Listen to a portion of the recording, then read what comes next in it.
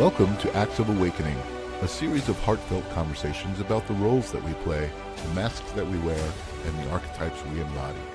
Acts of Awakening is a play place to unpack the moments in life that call us to change roles and dissolve masks, individuating us into the next version of ourselves. Together, we will explore the perspective of the cosmic play, inspiring soulful insights and a deeper understanding of the journey of becoming. Host Suri Sawyer is a certified death doula, Reiki healer, yoga guide, ancestral medicine practitioner, and multidimensional psychic. As a walking transmission, equal parts cosmic mirror, soul whisperer, and multidimensional midwife, she embodies the energy of a lucid dream. Soft yet activating, grounded yet infinite. Suri weaves shadow and light without fear. Her essence feels like plant medicine incarnate. Her presence initiates recalibration and an invitation into introspection, remembrance, and sacred revolution. Now here's your host, Suri Sawyer.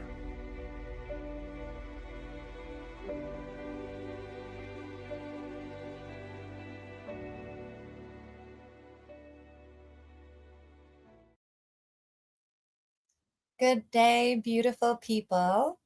I have been looking forward to the interview that I have scheduled today for a very long time. The person that's coming on to the show today has been an ally, a mentor, and inspiration to me. We just figured out for about 11 years. When I first started my personal journey into coming out into the world as a healer, as an intuitive, he was right there on the path, a few steps ahead of me, and was able to give me guidance that I still hold sacred in my being today. And when I reflect on this person, his name is Mark Romero. Don't worry, I'll read his bio in a second. The archetypical nature that comes up the loudest for me is first the artist. Mark Romero is an incredibly talented musician, and he's also a very wise sage. I'm not the only one that he's been a mentor and teacher to. In fact, he's been able to turn his sageness into part of his career. So I'd like to read to you a little bit about the artist archetype and the sage archetype. Just like every episode, as I read the nature of these archetypes, you're invited to see how it resonates with you. Do you have a loud inner archetype of the artist or the sage? And if you do, what name do you call it by? So we'll start with the artist. The artist archetype. It embodies creativity, self-expression, and innovation. The artist is driven by the desire to explore new ideas. It invokes emotions and transforms inner vision into tangible things, into tangible forms, whether through painting, through music, through writing, or other creative outlets. They value originality, authenticity, and the pursuit of beauty, often seeking to inspire others and challenge the conventional norms. The artist archetype embodies, or rather, the artist archetype encourages embracing your individuality and viewing the world through your unique lens. Now for the sage archetype. The sage archetype represents wisdom, knowledge, and insight.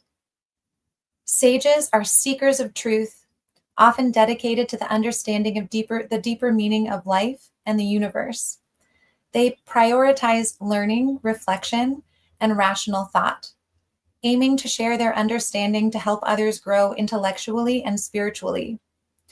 Sages are mentors, teachers, and guides, trusted for their clarity, objectivity, and calm demeanor. This archetype emphasizes discernment, critical thinking, and a lifelong pursuit of wisdom. So our guest today embodies these things so powerfully and so beautifully. And now I would like to introduce him as the human that he is. Mark Romero is a sound alchemist, embodying that sweet artist archetype, and an energetic performance coach who helps conscious leaders and creators unlock their highest potential through the transformative power of music and frequency, blending sound healing, spiritual insights, and a unique transforming energy discovered by a former NASA consultant. Mark empowers seekers to align their energy, awaken their purpose, and become catalysts for transformation in their lives, businesses, and in the world. So that's a little bit about Mark Romero, and I would like to invite him to come on to the show now. Welcome to the show, Mark Romero. Oh, thank you so much for having me. It's so good to see you. I mean, after all these years, so I'm excited to be here and excited to see what pathway we go down here, because whatever it is, I'm sure it'll be interesting. It's going to be really good. Well, I'd like to start by realizing I'm definitely understanding I need reading glasses. No, don't say that. You're way too young. You're still looking over the edge of the crib. I mean, come on. Mark, I would hope so. But as I was reading that, I was like, oh no, like it's a little blurry. Any Oh, hoodles. it's hilarious. Mark, I was really hoping that we could actually start today by you offering to us what it is that you do. Because earlier today, when you and I had a conversation, you were expressing sometimes words are extremely limiting to what we're actually capable of and the messages that we're trying to convey. And so I fully agree with that. Language often obstructs the capacity of our healing nature and our wisdom.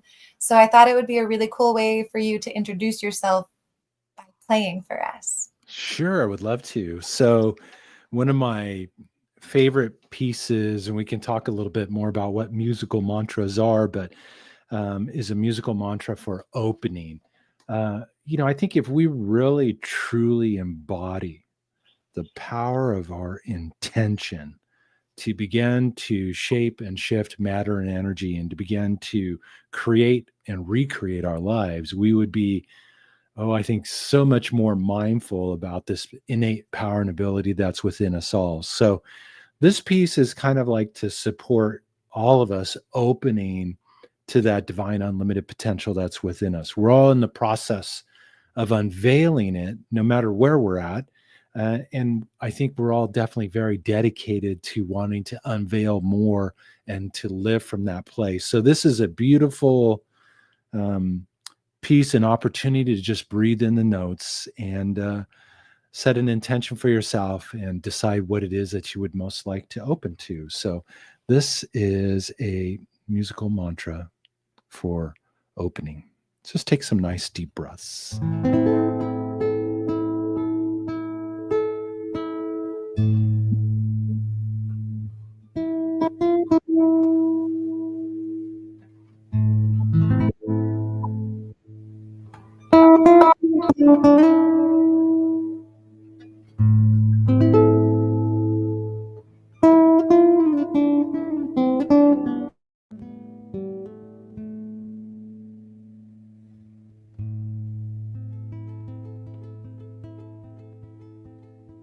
So just breathe deeply.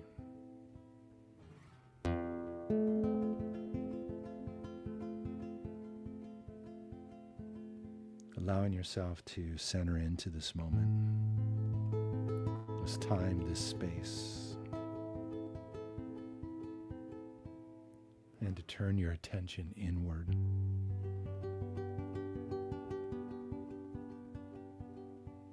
Take another deep inhale. Gently breathing in the notes.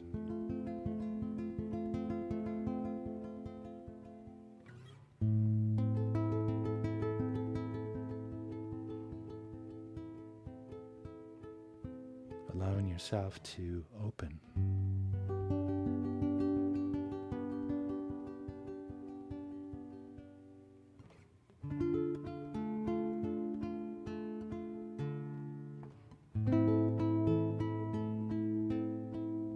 And as you continue to breathe, set an intention for what it is you would most love to open from our experience together today.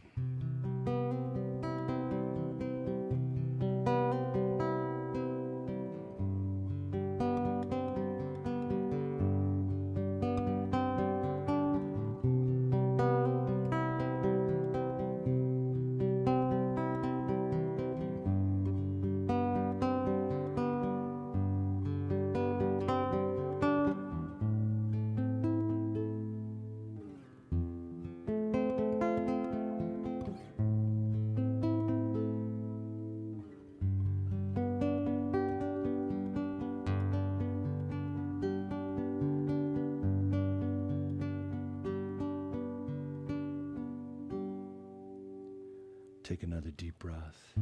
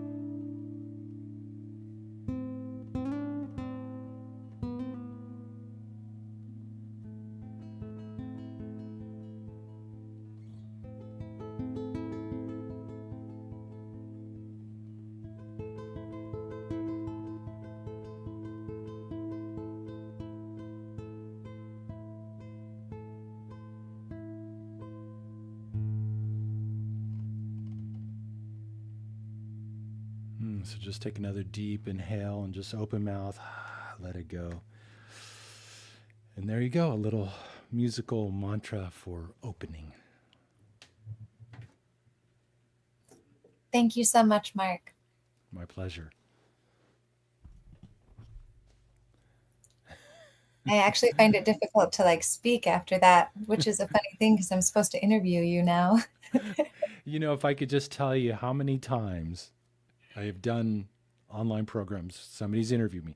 They turn off the camera actually, and they go on their way, and I'm done. And I'm like, okay, are they coming back? Are they going to be here? So what you just shared it's the norm. So you're right there. It felt like sacrilegious to speak after. I was like, should we observe silence for the next 45 minutes? Sure, why not? KB, thank you for being here. June, thank you for being here. Charlene, thank you. It's great to see you. And June, I saw you laugh at my glasses comment. And I appreciate that as well. So, Ronnie, it's great to see you, brother. Mark, I have an invested interest as far as asking you questions goes. So I am super curious about your transition from CEO to the person who's sitting in front of me now, because any of us who have ever gone through a transformation, especially as extreme as that, knows that that's not really an easy task, that there was a mask that you were wearing. And I'm sure the ego of the CEO was a strong one. And I'm even trying to imagine you in a suit and tie right now, which I can. Oh man, it looked good. It looked good. I bet it did. So will you share with us a little bit about what it was like as the inner artist and the healer musician started to emerge from you out of the CEO? I think, like many of us, we are presented with a paradigm. This is what you do. You get out of school, you go get a job, you work your way up this corporate ladder thing, however you want to define it. And then, of course, the more money you make and the more bells and widgets you surround yourself with, the happier, more content and fulfilled you're going to be. So that was the model that was really kind of presented to me, obviously in school and growing up. And my father had kind of set that model also. So I took it on, man. I started at entry level, and over the course of, I guess it was probably about 15 years, I started my own business in the garage. And then the following 4 years, it become a multi-million-dollar enterprise. And I'm like going, so I got the home in Southern California, the shiny car and all that good stuff. You would have thought I would have been happy, content, and fulfilled. But really over the last 4 or 5 years of that journey, there began to be these little percolations coming up, that there's something more to life. There's something more that you're here to express. There's something more to the meaning of life rather than just making big commission checks, which, hey, making commission checks is great. But I can tell you honestly, and I've had some really nice ones, they do not provide you with happiness and long-lasting fulfillment. And so I had kind of been dealing with these percolations. My level of satisfaction and happiness was going down. My health was compromised. I was stressed all the time. And, I got to give kudos to my wife, Lara. I come home one night. There she is in the hallway. And at this point in our marriage, she had already mastered the art of communicating so much with just a look. And she had this look. I'm like, oh my God, she's going to hit me with some truth look.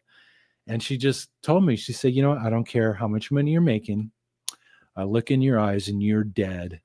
When are you going to have the courage to go for the dream? And, like any good husband, you want to find fault with what she said. You want to prove her wrong. But like any really good husband, you realize, dude, what's the point? She's right again. Just own it. It's like 462 to 3 in her favor. Like, who's counting anyways, right?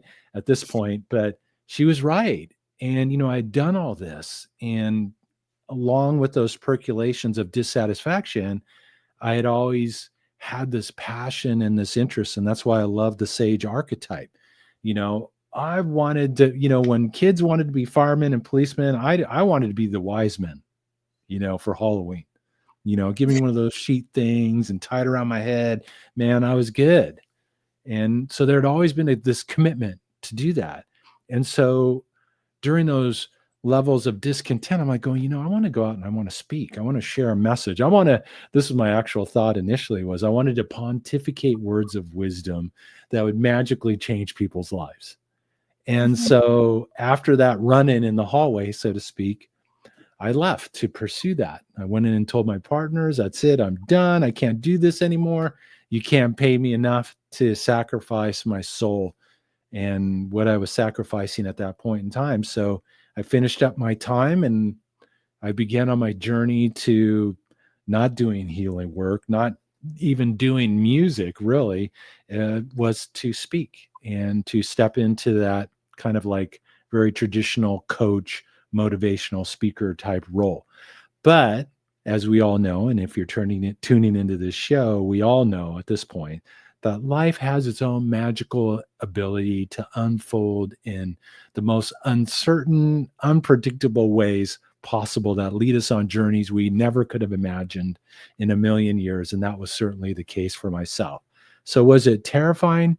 It was terrifying, but you kind of hit it on the head. I also had an ego, man. And I thought, well, I had done all this stuff here and this business. This is going to be easy. So there was a little bit of blind arrogance that launched me into that. And then little did I know that I'd been strapped into a rocket ship and we were going to take off. And the journey from there, just, whoa. I mean, I'm lucky I have any hair anymore. It's like, I'm surprised it's not all blown off, because it was really a quite an experience in stepping into that and beginning to work through a lot of my own humanity that showed up along the pathway. So this is quite the journey, quite the shift for sure. May I just say it's a gorgeous head of hair. And I'll take it. I'm curious. Okay, so you were expressing that at one point your wife was like, I look in your eyes and you're dead inside. Yeah. That's a reflection coming from the outside. Once it was said, could you resonate with that? Yeah, I couldn't deny it. Mm-hmm. Because here I was stressed out all the time. I was in fear.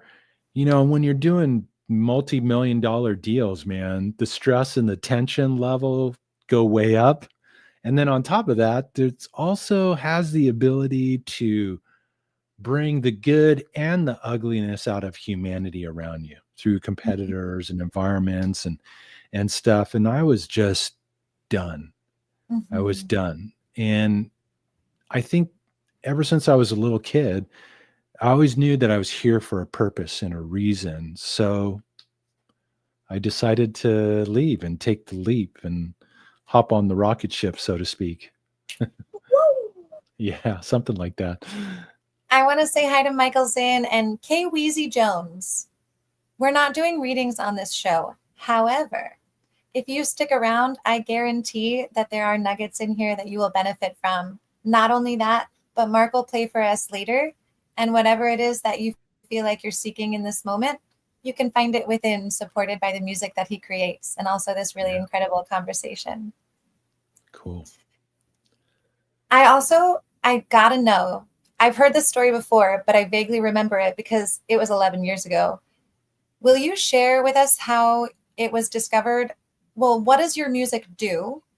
And who was it at NASA that was even measuring it that was like, whoa, bro, like, did you know that your music is doing yada, yada, yada? You know, and this is the funny thing, because when I left, it was not to play music. Now, the interesting thing was, in the last year, so to speak, of my old career, I was in a business mastermind group. And the woman that ran the group, very powerful woman, she used to coach people up on stage, you know, and you wanted to have your activity. This is like old school coaching. This was like get in your face, break you down to open you up type coaching, kind of like est for business. And that's really what it was.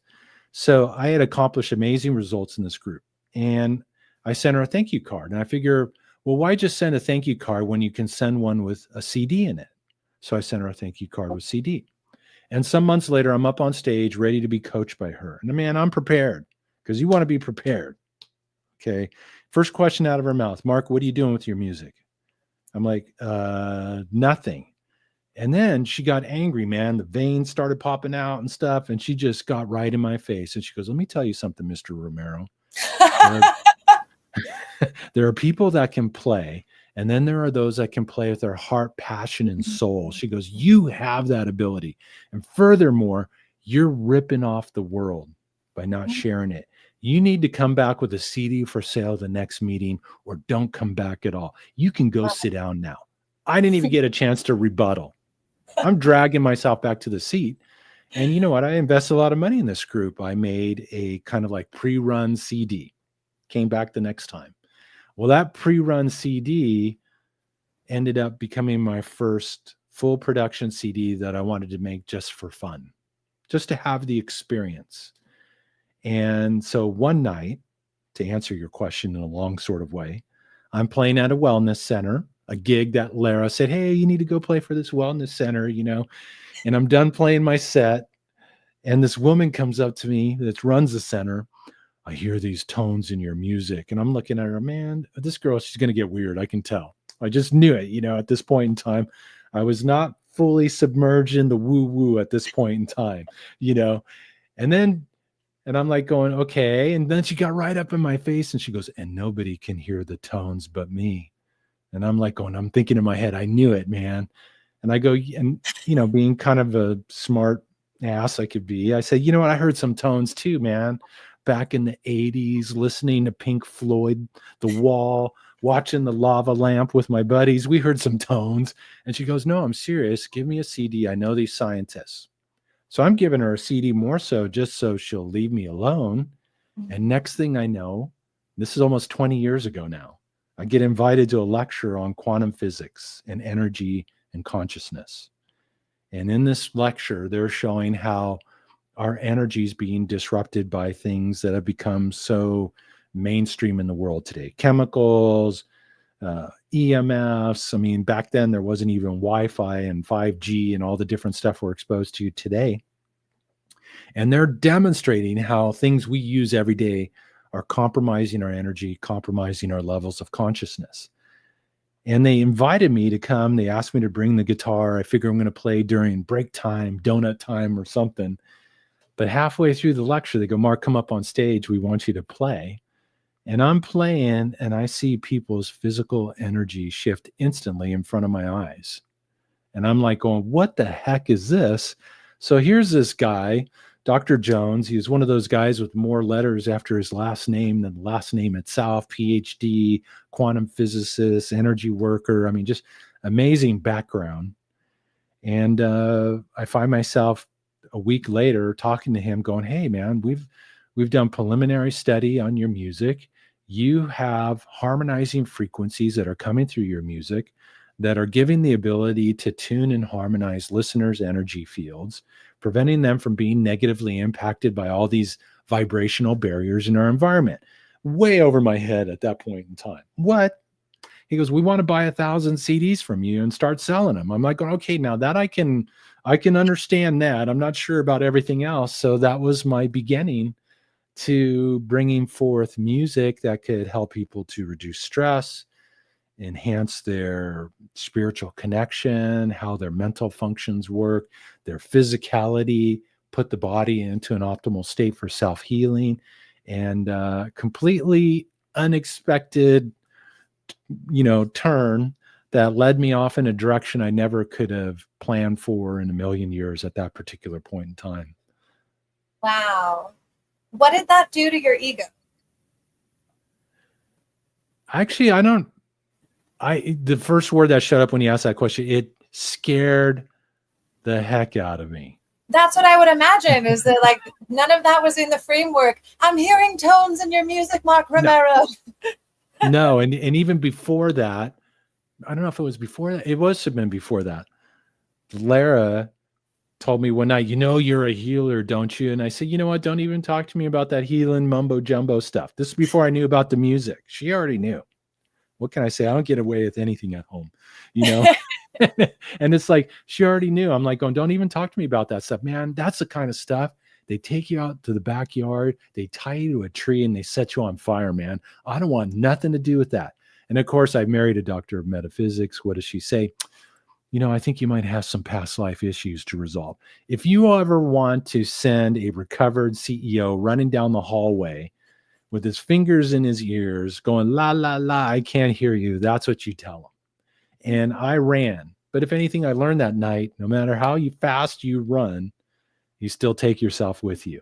So lo and behold, I'm going down the healing path at that particular point in time. Because everywhere you go, there you are. Yes, indeed. Yeah. Something I'd like to bring forward, this was an experience that I had with you that really set into me at that time. And it goes beautifully with the premise of the show. So one of the things that Carl Jung talks about a lot is listening to the timbre of someone's voice. Mm-hmm. And it's beyond just the timbre of the voice, but through the way someone says a word. It's not even about the words they say. It's about the frequency with which they're speaking it. He says the best reflections or the best mirrors are actually going to listen to the timbre of your voice over the words you say, because that's more telling often than the words that you say. And you and I met for coffee about 11 years ago. And I was sharing about different parts of my life. And I shared this one little part of my life. And you looked at me and you were like, when you started talking about this, something's off there. And long story short, it was about my marriage. I've been divorced now for 9 years. So, but you picked up something the moment that I started to speak about my relationship, you were like, whoa. And it wasn't what I said. It wasn't my facial expressions, but it was the timbre of my voice. And you picked up on it right away. But you also delicately knew, you're like, I'm not going to touch that right now, but I am going to reflect to you that something was off in the way your voice sounded when you spoke about this topic. And so I'm curious about the evolution of your awareness about the way people speak and what it means to you as the person on the receiving end of hearing their timbre, their voice, their words. I would have to say it's actually even hearing their energy. It's almost like, okay, sound is a certain frequency. The people say things. Oh, I'm going to do this. But there's always a subtone, and that subtone, which over the years I realized I could hear. People would say things. I'm like you're a perfect example. Okay, you're saying that, but you're not in alignment with it, Mm-hmm. And so I started being able to really, what I was hearing was, let's say somebody said they would want to create something, for example, but they had an underlying belief structure that said, I believe I'm powerless, or I don't deserve to have that. So it would create a disharmonious interaction. So they weren't in alignment. And if you're not in alignment, you're not going to create what you want to be able to create. Mm-hmm. So it was something that way back then was still very early in this work. And I really wasn't sure what to do with it until a bit later, where I was doing a kind of like mainstream coaching session, for lack of better terms. And I was working with a young lady who had a reoccurring challenge. For 10 years, she created dysfunctional relationships. Why? And as she's telling me this, I hear the subtone of resentment, anger, frustration.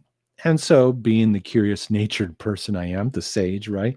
I like, what, let's dig into that a little bit, you know? And ended up, she had had a very volatile relationship with her father. Mm-hmm. And so I said, listen, are you open to setting the intention to forgive and let go of the resentment that you're holding on to? Because this is what's creating the disharmonious relationships in your life. And she said, yes. And so from there, I'm like, I just got this idea. I'm going to play her a piece of music on forgiveness. I'd never played it before. And so out comes a piece of music. I recorded it in the studio. I sent it to her. And 3 days later, she calls me up, Mark, you're not going to believe this. I said, what's up? My dad called me today out of the blue. And he said, you know what? 10 years, way too long to have unresolved issues between us. Are you open to sitting down and talking about reconciliation and forgiveness? And she goes, you understand, my dad's like macho guy. He would never do that. I go, the biggest thing that we need to learn and realize is the outer is a reflection of the inner. Mm-hmm. You want to change your outer world, the relationships, whatever, you change you. Then your resonance, your vibration, your energy communicates something differently to the field, and the field mirrors back accordingly to what it is that you're broadcasting. So it was then out of this experience, I'm like, maybe I'm onto something here. And that was the birth of the musical mantra, which are really intentionalized pieces of music that carry an intention, self-love, compassion, forgiveness, hormonal balance, vibrant health. All these pieces began to emerge as I started creating music for people that I was working with. And Wow.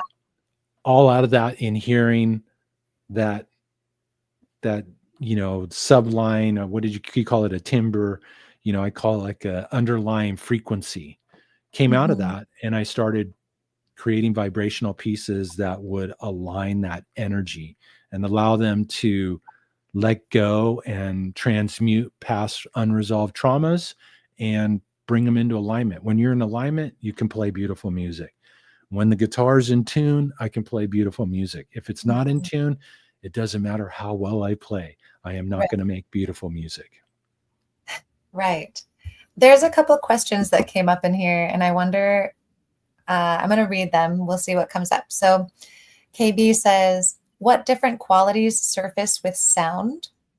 And followed up by the question, what textures or vibrations do we overlook that are really meaningful to know about? The vibrations I think that we overlook is the energy that we produce ourselves. If we Whoa. could see the energy that emanates from us and how it impacts the world around us, we would be very mindful of who and what we were, our emotional states of being, those vibrations, because we can't hear them. Most people can't hear them. We don't realize, we don't think they exist, but they do. Your mind, and everybody likes to give the mind a bad time, but your mind is involved in the coding process that codes vibrational information, just like the CPU in your computer codes ones and zeros and puts it up on the screen so that we can experience this event, for example. Your mind does the same thing. And so that's where we want to become very mindful of the belief structures that we hold on to, of those old stories that we made up from age 0 to 7. We've formed the foundation of our belief structures. Who knows what we bring in from past lineage DNA that's been handed down from our parents.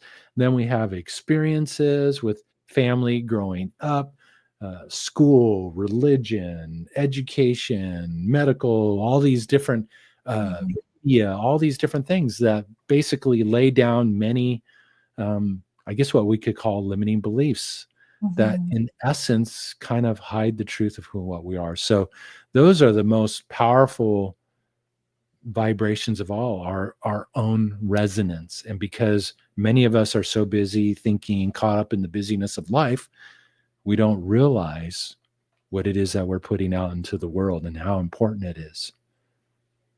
That we're each sort of our own little orchestra interacting with other orchestras. And Yeah, like pretty maybe the much. basketball player dropped their oboe on the way to the concert and is figuring out a tune. Or, you're trying to play the guitar with 12-year-old rusted strings and it's out of tune. Mhm. And, it's like, that's why we have to become observers of our lives, because all of this gets mirrored back to us through our experience. Just like that young lady was experiencing 10 years of dissatisfaction or unable to create relationship, Hmm. um, and that's part of the beauty of this masterful design that we're in. We've all come here to play one of the most challenging games in the universe. I call it the cosmic game of hide and seek. Peekaboo. Hide, yeah, hide your divinity, hide your power, hide the truth of who and what you are, and then we get to spend a lifetime of reclaiming it. Much like Michelangelo was asked, "How did you carve David?" He said, "I didn't carve David. I just removed the pieces that were Mhm. hiding the masterpiece in the block of marble. The masterpiece is already there. We just got to remove it." Mhm. Beautiful. Thank you so much. Evelyn, it's Hmm. good to see you, boo. And Michaelson, I'm really glad that you're enjoying this conversation. I would love to hear a little bit about I had posted a video a while back of me planting some orgonite at the bottom of an EMF tower or like a 5G tower. And Hmm. you had said that you can transmute the energy that comes off of towers like that and EMFs in a number of different ways, one of them being sound. And so I'm super curious if you would elaborate on that a little bit, because you also said we can talk about it on the show. So I'm bringing it up now. Okay, that's cool. That's cool. So basically, these disharmonious broadcasts, which really a 5G tower produces a disharmonious vibrational signature that transmits out into the environment. Mhm. That signature, that energy hits our biofield aura, however you choose to define it. Okay. It puts it into a disharmonious state. There are other things too. We carry a vibrational barrier, most of us, on us all the time, Mhm. 24/7. It's a great energy disruptor.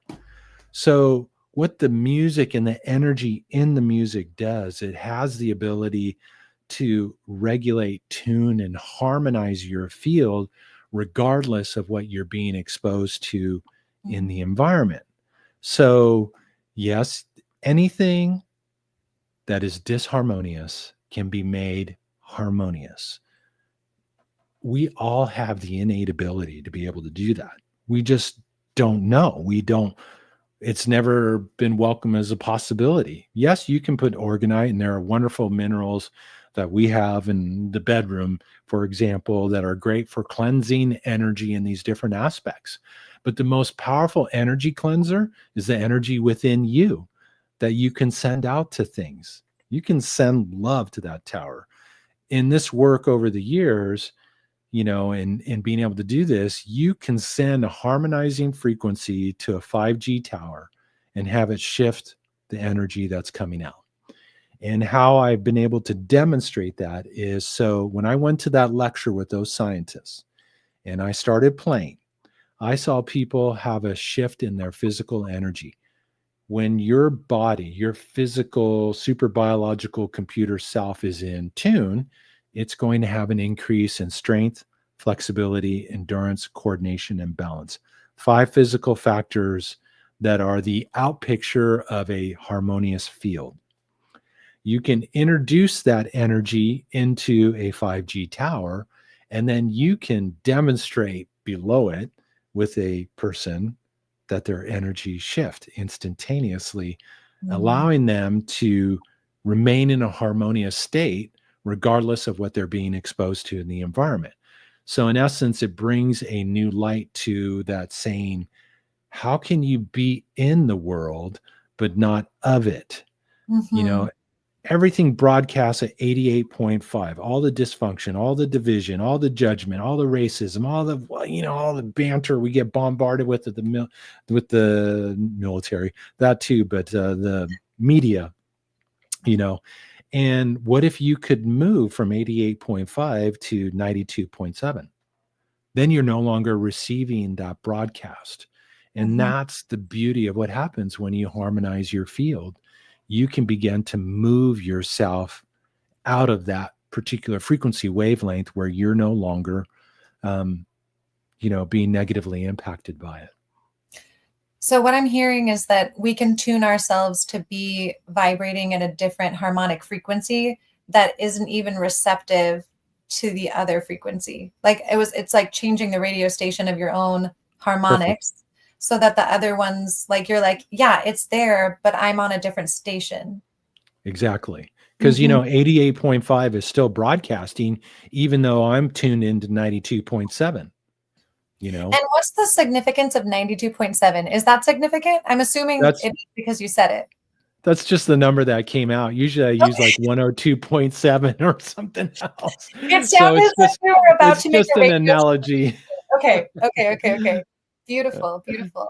And then there's a question that came in. So I'm going to read a question from a guest, and then I have a Okay. question for you as well.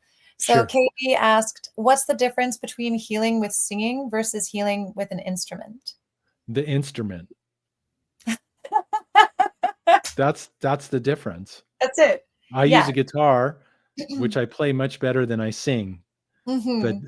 so here's the significance and the beauty of sound.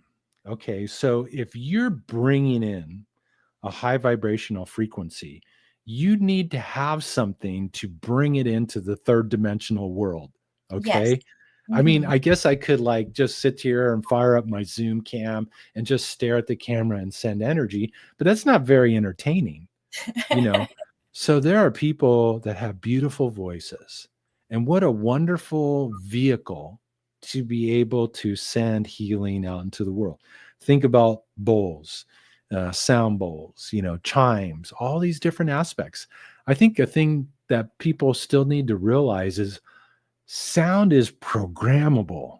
You Mm-hmm. can program it. I base it. It doesn't matter what notes I play or what type of music. What matters is the energy I put into it. I'm using the guitar and the sound that it produces to get the energy out into the world. You can use a voice, you can use gongs, you can use singing, you can use, you can make I used to make jewelry that had been infused with frequencies. You can use anything, basically to be able to bring the energy forward. Discovered my gift through music. I play much better than I sing, and so that's kind of my musical instrument of choice. But really, it just comes down. It's just the instrument. Whatever instrument you want to use is beautiful and it's perfect, and it's a great vehicle to convey energy. I always tell people who play bowls and stuff, man, put all the love you can into the bowl and let the music, the sound, carry it out into the world. And Because music, it's like the fabric upon which the intention is writing. and that's really well said. And it's interesting you say that, because when I was first starting on my journey, I had somebody say, oh, wow, you should go to this sound healing conference in Santa Fe. So I go to their website and watching these videos, and all these like boring scientist guys with like white lab coats and stuff talking about sound. I'm like, oh man, there's no way I'm sitting through 2.5 days of that. Mm-hmm. But then one guy said one thing. I caught it, total body shivers. And he said, music or sound is the carrier wave for intention. Mm-hmm. So you can put intention into your voice, into your words. We're doing it all every day anyways. And it just brings to mind There was a book a number of years ago, Power versus Force. The guy's name will come to me in a second. Dr. David Hawkins did a calibration of different states of being, and music was part of it. And there were Mm-hmm. certain musical pieces that would calibrate at a very high level. And there were certain like hate lyrics and stuff like that that would take energy away. Right. So, we want to be mindful of what it is that we're feeding our heart and soul with. So I always like tell people, do not watch the news, don't engage in that kind of stuff, because it's very heavy frequencies. And we don't want to live in heavy frequencies. Well, if we take that analogy of each of us kind of being akin to a station, and if we're inputting something like the news or these lower vibrational contexts and putting it in, if that's what we're consuming, we are what we eat, we are what we see, we are what we hear. And then that also becomes the thing that we begin to emit from ourselves. And something that I recommend, I do it myself often, and I recommend it to other people, but I recommend a media dieta as well as like a sound dieta and a sight dieta. For like 30 days, be super careful with what you even let yourself hear, even in conversation, whether it be a podcast that you're accustomed to listening to, but it might be a lower vibration. Choose to listen to Mark's music instead, or choose to listen to sound healing instead, and just see what happens to your mind, to your body, to your emotional field if you abstain from those lower vibrating sounds and sights. I remember doing this. It was actually prompted by church when I was a teenager. I was driving age, I know that for sure. And for 30 days, for a month, we were all asked to not watch any TV and only listen to church music for those 30 days if we were going to listen to music. So I did that. And so for 30 days, the only thing I listened to was this EFY album. I could sing the whole thing to you right now. EFY is called Especially for Youth, and it's songs about God. So I listened to this album every day for 30 days. That was the only thing I listened to. I didn't watch any TV. And I remember the day that I broke this like dieta of sorts, or this abstinence of sorts, I was driving to school and I put on Weezer, and I felt like I fell off of a skyscraper. Like I went from vibrating way up here, and like, on the drive to school, I'm listening to this music, and it's not terribly bad. Like there's nothing really awful about Weezer, but it was such a significant difference that by the time I got to school, I like felt sick and I felt heavy. And I noticed that my thought patterns were also massively impacted by just having entertained the sound of this band. It was incredible. Interesting. Yeah. And, and who knows what their state of being was. And people aren't even consciously aware of what they're broadcasting. Let's say you're down and out, you're feeling helpless in life or whatever, these things are going to impact your broadcast and what it is that you're resonating, and a big part of that. And because this first level of mental, emotional, and physical aspects of ourselves are, and this is where most people on this planet live, in those three areas. That's the scope of their reality, which, is understandable, because that's what we can experience through our senses and what we've been taught growing up, and all these different aspects. It isn't only until we begin to move beyond it that we see the vastness of who and what we are, in this potential that lies within us, that's available there for all of us. Like I said, if we could really see how powerful we are, well, it has the ability to scare the heck out of us, Yeah. All right. So here's the question that I wanted to ask earlier, and it has to do with your creative process. So in the story that you shared earlier about having the woman come to you and having difficulty in relationships, and then you picked up in her timbre, her voice, in the discrepancy of alignment, that there was like resentment and some other things underlying this. And you were like, okay, I'm going to play some music that is the musical antidote to that frequency that's blocking you right now. When you sit down to start playing that, what's the process like for you? in the creation, do you find that you often play the same music, but spiritual or the thing this is what I'm trying to say. The thing that you're emoting is a different frequency, but the music is the same? Or do you find that it influences the kind of music that you're playing? What's that creative process like when you identify the targeted density in someone's energetics, and then you begin to play the music that is the antidote for that person or that situation? What's that creative process like? It's not like I pre-prepare or anything like that. It's like, I get, okay, this person needs this. And then usually what I'll hear is a key. This is going to be in the key of B minor. This is going to be in the key of F. And I just start there. And then I think, as I mentioned earlier in our conversation, it's almost like the guitar plays me. So there's not a rehearsal. There's not, yes, I play many of these tunes that have been channeled out, but really it's a channeling is really what it is. And I'm just using these, whatever shows up.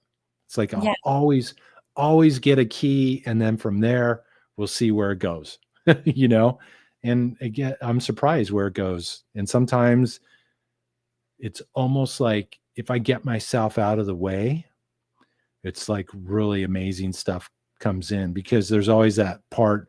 Musicians can tend to be uptight. Oh my gosh, I buzzed on that string on the 3rd fret. We get all uptight about these different things that nobody ever hears but ourselves, and it's like, when you can get yourself out of the way, you can really become a clear vehicle for it to come through. Absolutely. So it's like channeling. Yeah, basically. I don't know. I don't channel words. I mean, I share messages that come through, and many times while I'm playing, but in essence, it really is. I have a whole music series that's all channeled pieces, over the years, everything from hormonal balance to self-love to forgiveness to, just all these different gratitude, different frequencies that we want to embody. But here's the most important thing. The most important thing is that the person needs to set the intention to embody that state. A nice little thunderstorm there. I guess there was some meaning behind that. I am sure it was more muted on your guys' end, but that was like, I feel like that just struck the house. Anywho. Well, see, it all came out with that about really in that particular aspect. I don't even remember what the heck I was saying now. I got caught up with the lightning there. I was like, whoa. Yes. I did have a question. So for you as a human who is experiencing this medicine come through you and channeling this medicine, I can speak for myself as a musician that sometimes I'll be singing something and it's coming out of my body and I look around and I think, is anyone else hearing this? Like, this is crazy. Like the thing that's coming through my body, and it's like I'm being played, right? Like there's a frequency that wants to come through me and my vocal cords are the avenue through which it arrives. And even for myself in my body as it's coming through, like I let myself sort of be played like a whistle. And I'm stunned at what comes through me. And it reminds me of that quote. I can't really take credit for this. It's not mine, but thine. I'm simply just the vessel through which it came through today. And as something, I'm sure you've seen some really wild things occur because of the channeling that you're doing. So do you have an experience where even you were like, dude, did that just really happen? It's interesting because when I do this healing work, it's like I'll go in and I'll start playing and, I'm there, I'm present. But when I end, it's like I have to come back. It's like, whoa. It's like, I know, I'm like, oh man, there was some power moving in that one, because if I'm like way out there on the ether somewhere and then all of a sudden I come back and realize that I definitely went some places. And, and that's really my primary like experience that I have. It's just a sense of, really being able to go out somewhere. It's like and then when I come back, I realize just how far I went. Yes. Okay. This leads me to another question, and then I'm going to ask you to play another song. Something that I wonder all the time, are we really going out or are we going in? And is there a difference? Because oftentimes I'm struck by the vastness of my inner being. Sometimes I go in and I begin to explore in there. And I also perceive this has a lot to do with the frequency that we emanate and the channel that we're on. But sometimes in my inner diving, I realize that my inner world is actually, it is the universe and it's just as vast as that. And sometimes I can't tell if I've just gone so far inside somewhere that I ended up in the outer universe or if I traveled way out to the outer universe. I'm curious if you have any thoughts on that. It's like how, all these words that we're using to describe this, they're very futile attempts to describe the undescribable, because Exactly. there is no separation. You made a comment earlier about, does the fish know it's in water? Mm-hmm. And it's like you are the universe having Mm-hmm. an experience. You're inward. Yeah, I believe, yes, I believe that the heart here is the center. This is where we connect in, but the outer is a reflection of this. So is there really a separation? I don't think so. I really I don't. don't think so either. It's the out and the in simultaneously. It's all one same thing. Well, in some ways, if we've heard this, we live in a matrix. You realize we have senses that have been calibrated to receive very minute frequency wavelengths of Mhm, vibration. A certain range, we call it light. A certain mhm, range, we call it sound. A certain range, we call it smell, touch, all these different aspects, but those are vibration detectors, mhm. just as I really truly believe that if you want to know what your resonance is, tune into your feelings, you know Uh-huh. it's like somebody once I saw coin phrase, what emotion, energy in motion. You know, Yes, there is no bad or right or wrong emotional frequency. It just is. But obviously, we want to breathe out what no longer supports us, and we want to breathe in what gives us life and vibrancy. absolutely. Absolutely. I have been in a lot of the work that I do, this just reminded me of it because it's so powerful. When we hit an emotional frequency, my perception is thoughts are frequency, emotions are frequency, and then experiences are frequency. So we can find ourselves hitting a certain emotional frequency, and then all of the thoughts that vibrate at that frequency suddenly consume our minds. And likewise, if you start thinking a certain thought, it induces the emotion, and then more thoughts that are of the like vibration come in. And it reminds me of that concept of like we're a channel, like what frequency are you tuned to? And the way thoughts and emotions and the physical wellness of your body are all one and the same. And your music and the creation and the channeling that you do in some way target all of that. It's transmuting for the emotional state, it's transmuting for the mental state, it's transmuting for the physical state as well as the spiritual state. And I think that's something that's so powerful about the work that you do. Mm. Another thing that I love about the work that you do is that because you're not using words when you play the music, it's the quickest way I would assume to bypass the ego.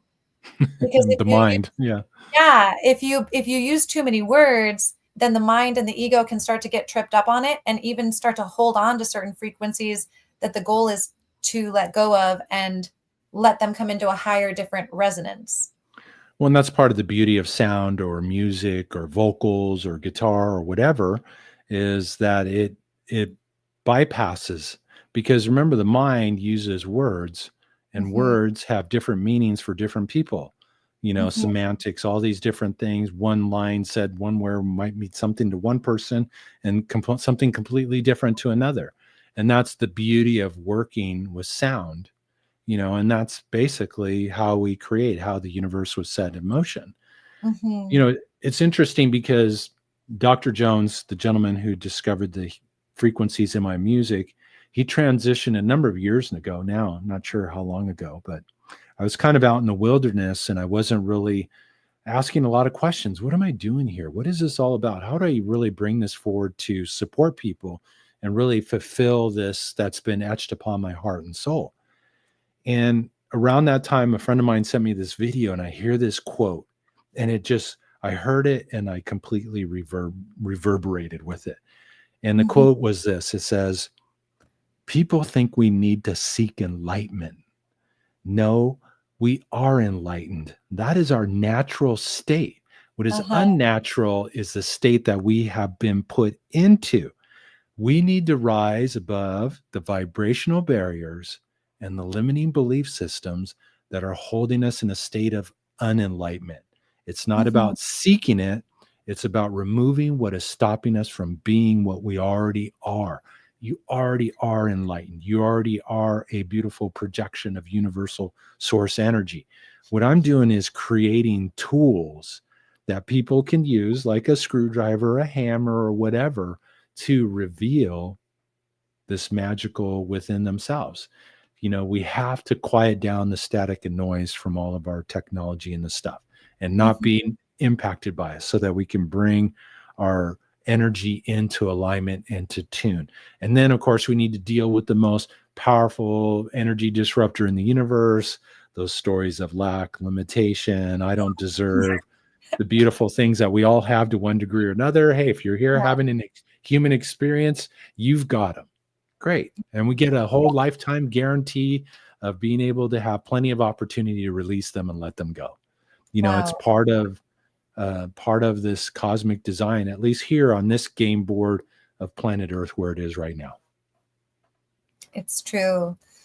I feel like we barely scratched the surface of the wisdom that's in your being, and we're at our hour mark. So, but I definitely want to have you back on again because I'm also seeing that there are a lot of people who are very interested in learning more about sound and how to harmonize the body. So, I would love to have you back on if you're open to that in the near Sure, future. absolutely. Love Yeah, to. I really love the medicine that you have to offer. And Kelly Brickle, this one's for you. I'm going to have Mark close us out, but I want him on the full screen. Putting the pressure on now. No, there's no pressure. There's no pressure. I I'm just thought kidding. people should be able to witness you. And if you guys are interested in learning more about Mark Romero, he has a lot of music on Facebook and Instagram and on his website. You can find him at Mark Romero Music on all of those platforms. He also has a website, markromero.com, markromeromusic.com. Is that correct? Yep.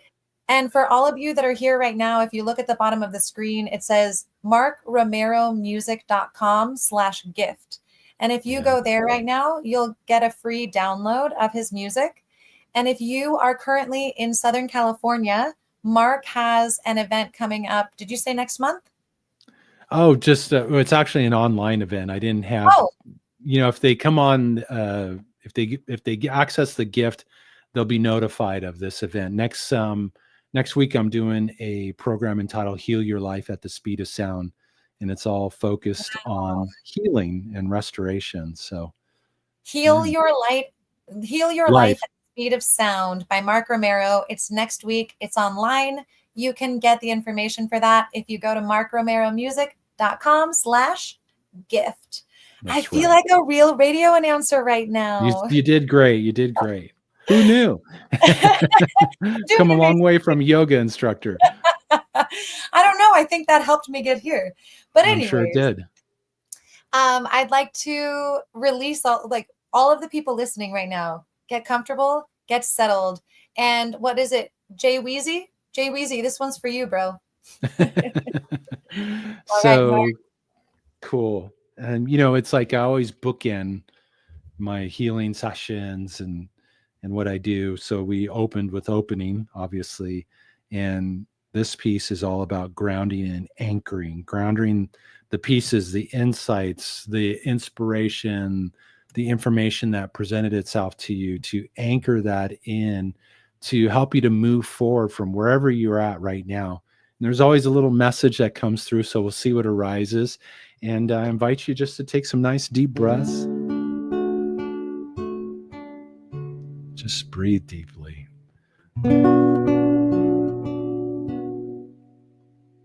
Open mouth inhales and exhales.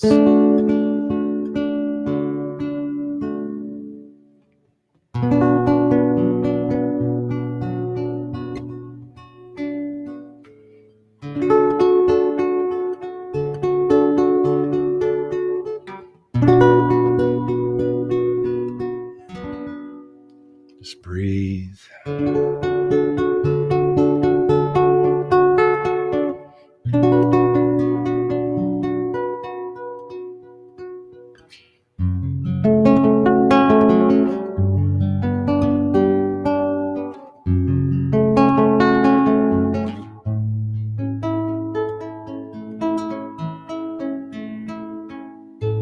And just gently breathe in these notes.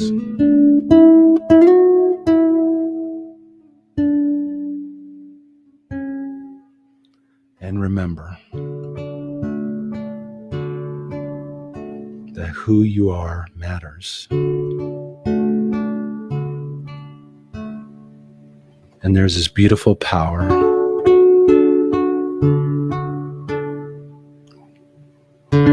light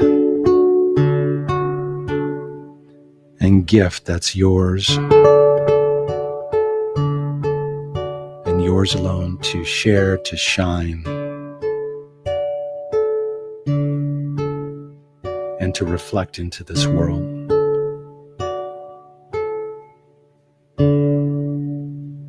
Let's take another deep breath.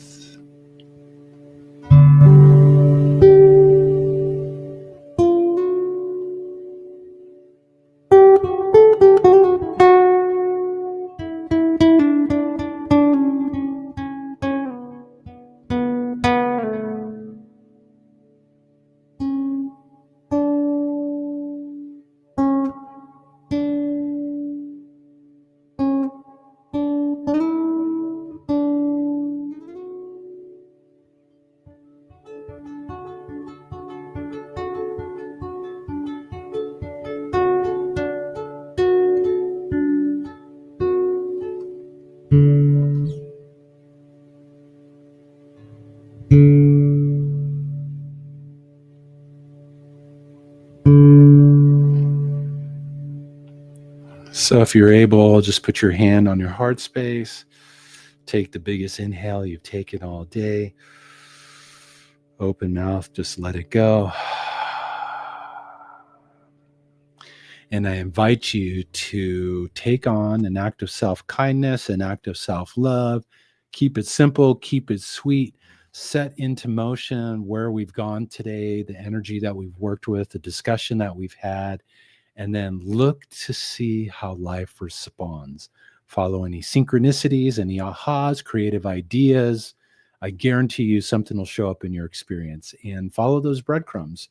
They're going to lead you on an amazing journey. So there you go.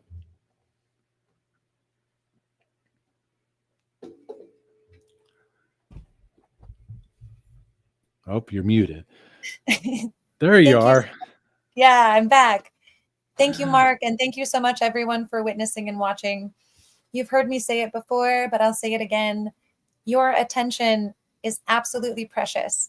And I am so grateful that you chose to give your attention to this space today and to this beautiful musician, this artist, and this sage. And we'll see you in 2 weeks. Blessings be. Thank you. Take care.